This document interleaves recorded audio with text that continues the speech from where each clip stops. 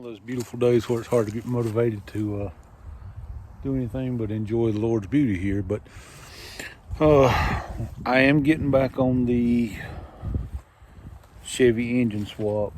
I've run into some issues with that and trying to take care of those.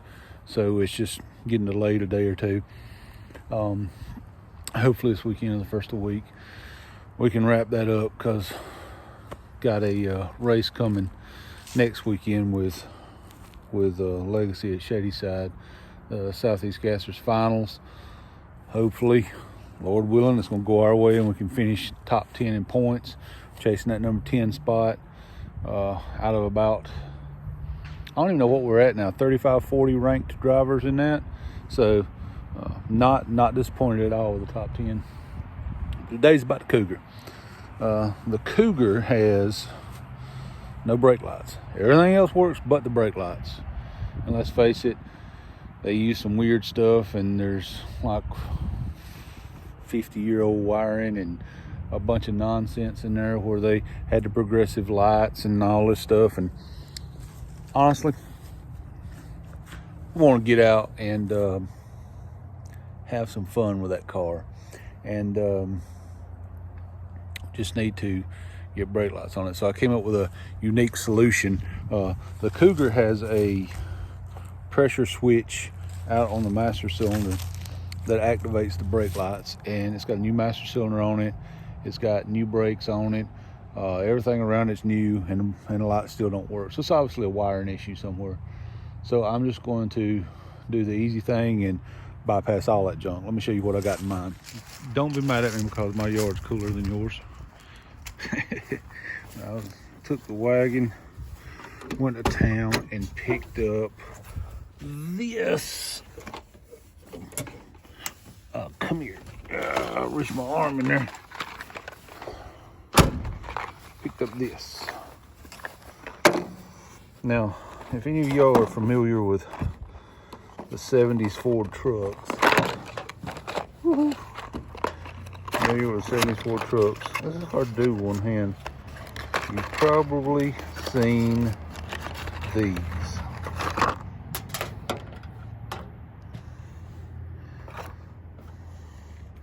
Simple brake switch. Brakes are off, brakes are on. Brakes are off, brakes are on. Oh, I'm sorry, brake lights. Brake lights off, brake lights on. Well, mount this in there so that it rests with the pedal against it. Let's see, yeah, rest with the pedal against it. And when you let off, doop, brake lights are on. Or I should say, when you mash it, the brake lights are on. When you let out the pedal, it comes back, mashes that, lights are off. Power in, power out. About as simple as you can get, and that's how we're going to solve that problem. If you have not taken a time to view the previous video, if I was smart enough, I'd put a link in it, but I'm not smart enough to work all that. So go back and watch my previous video. I am giving away, free, no money involved, absolutely free. It will not cost you a single penny. I'm giving away a Ford FE engine that we are going to build right here on this channel. But you got to go back and watch the last video to find out all the details. It's on you now. I bought the battery out of my 350 because I don't have a battery for this car. So I grabbed the battery out of here. By the way, this truck's for sale if anybody's interested.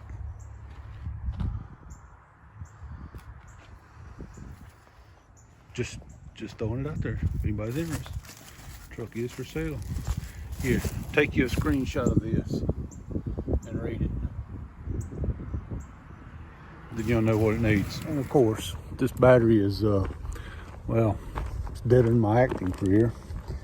And got to throw the old boost box on it. And, well, yeah, it's dead too.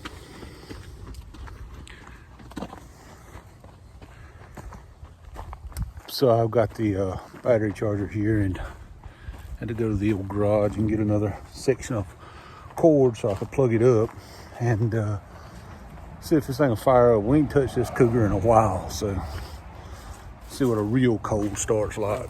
Got the hooked up on the old hurry up and start mode, and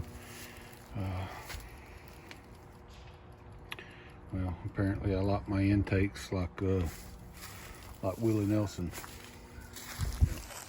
Up there. You know what I'm saying. Let's see. I don't think it's charged up yet. Let's check the old box and see what it says. That might be enough to make a boom boom. Let's see. I have not touched this car in a while. Oh, little lights are on, so now as long as I actually got the right key. Oh, I'm not even gonna touch the gas, make sure it's in park. I'm not gonna touch the gas because I don't even know if I got the right key for it.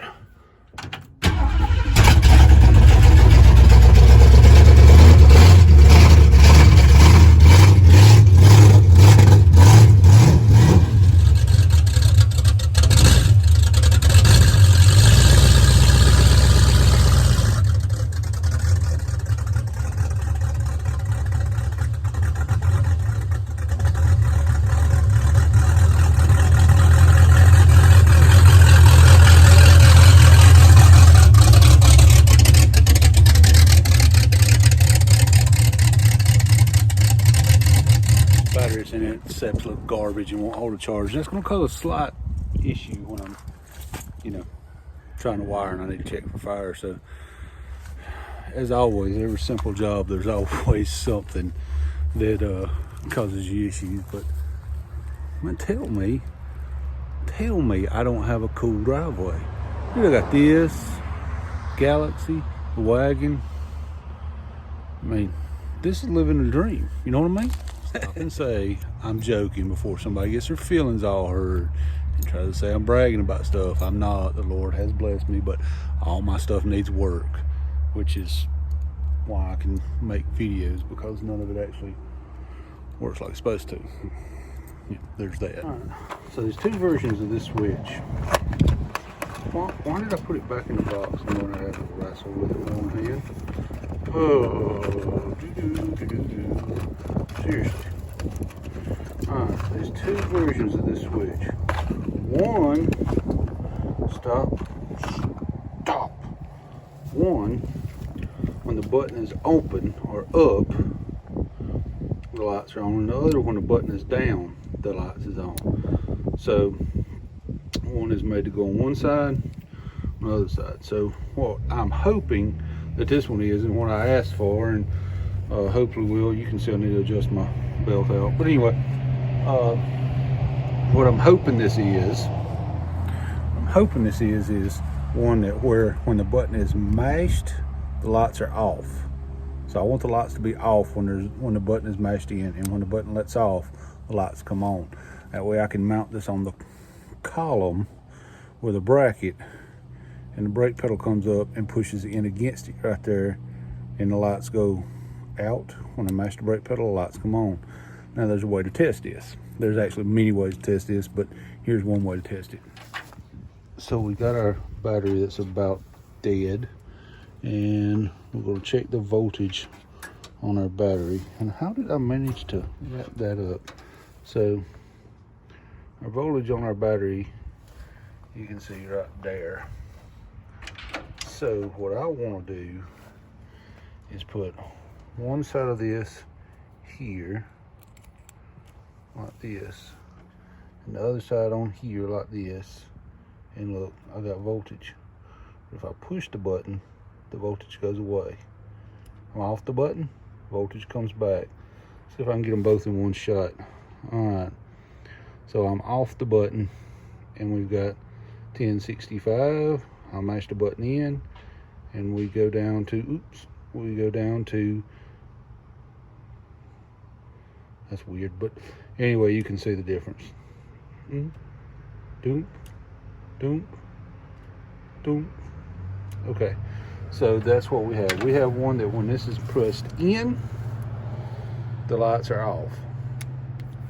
So that works for what we're going to do. The plan is, and ignore the 60-year-old wire hanging down because some of it's for radio and stuff, but the plan is on the steering column right here, I'm going to make me an L-shaped bracket with a hole in it, and this is going to go right up against, it's going to go right up against the brake pedal up here, on you know, up there, but it's going to go right up against the brake pedal like this, so the lights will be off, and then when you push the brake pedal, the lights come on, let off. And then of course you can see that this is threaded, so it's got a lot of adjustments, so I can move her in and out, in and out, in and out. All right, that's enough. The process starts with us making a little bracket for this, and I'm going to show you how simple it really is to do stuff like this, so that you don't have to worry yourself to death if you're trying to figure something out, or maybe you're building a rail buggy or a hot rod and you don't have any kind of wiring like that. Show you how simple this is and how awesome these little switches are.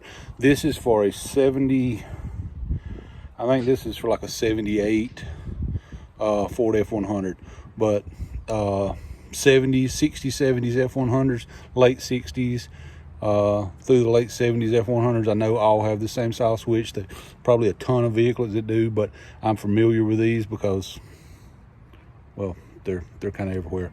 So I know you can go out and, like I said, I think this was for like a 76. It's over there now.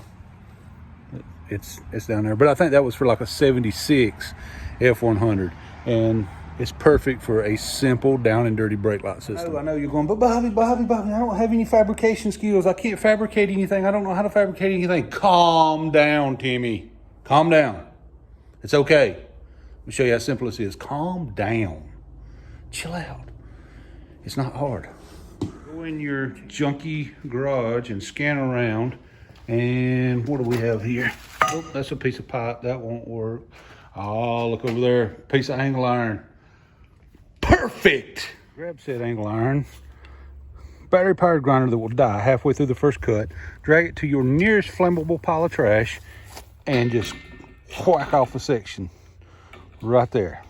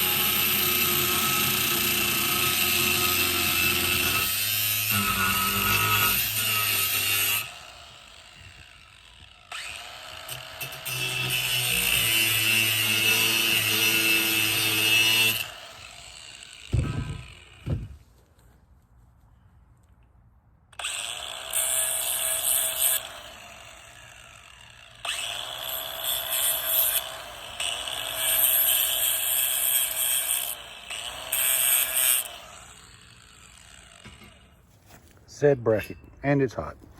Now drill a hole right here, one side on the column, one side there.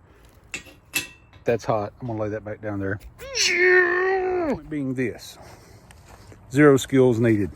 Now, you can always take the time, pretty it up, paint it black.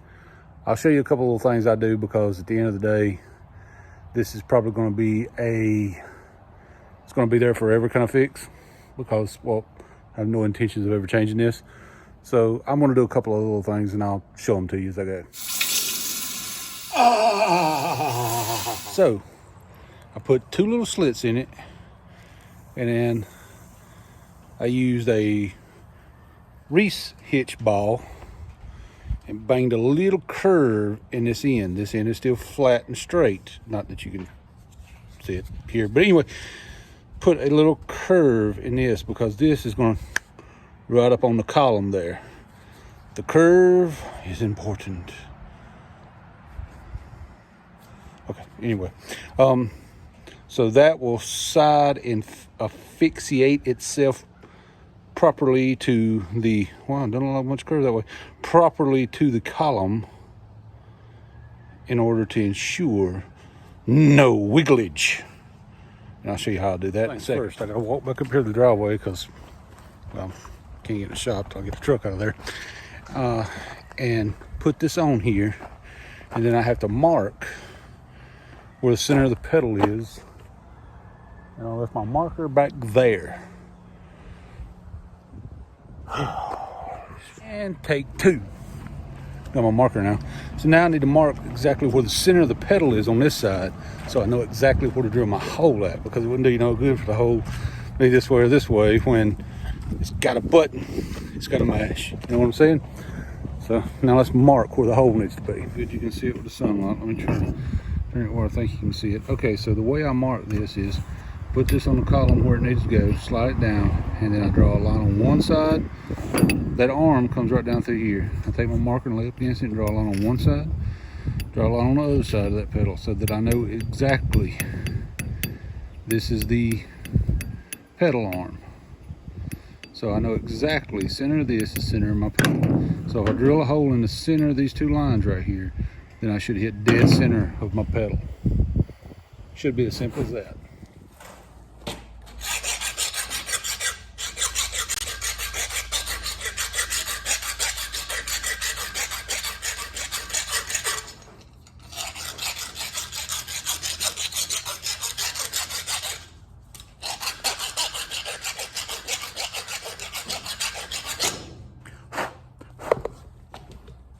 Round hole,